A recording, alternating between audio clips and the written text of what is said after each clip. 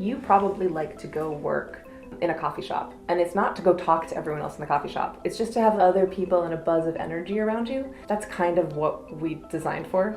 I'm Jenny French. And I'm Anda French, and together we're French Studio, an architecture studio in Boston.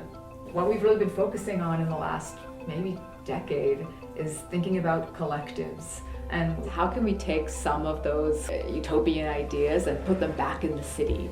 And be realistic about how people want to live. I think that's the big difference. We all have different personality types, right? It doesn't mean that living together, everyone wants to be together every moment. The biggest part about collective living design is like choice, agency, multiple ways to get around the building.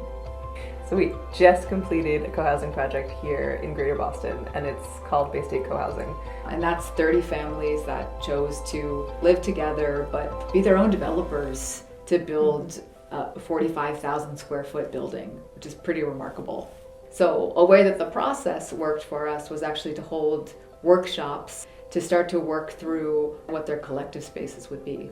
All the way up to looking at individual units like they're in a dollhouse. As they worked together to think about the constraints like budget and site and had to make hard decisions, they started building their own community and realizing this is how we're going to have to live together.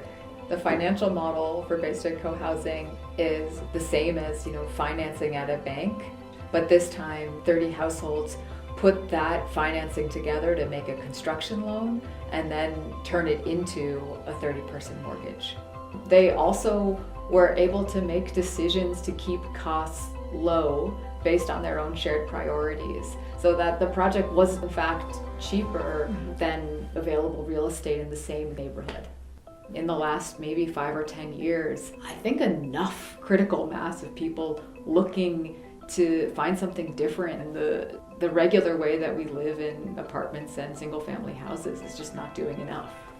So these kinds of models not only create a kind of economically viable way for people to get into home ownership, but helping people stay in a neighborhood because they've strengthened their social network and their community buy-in of wanting to keep their neighbors together.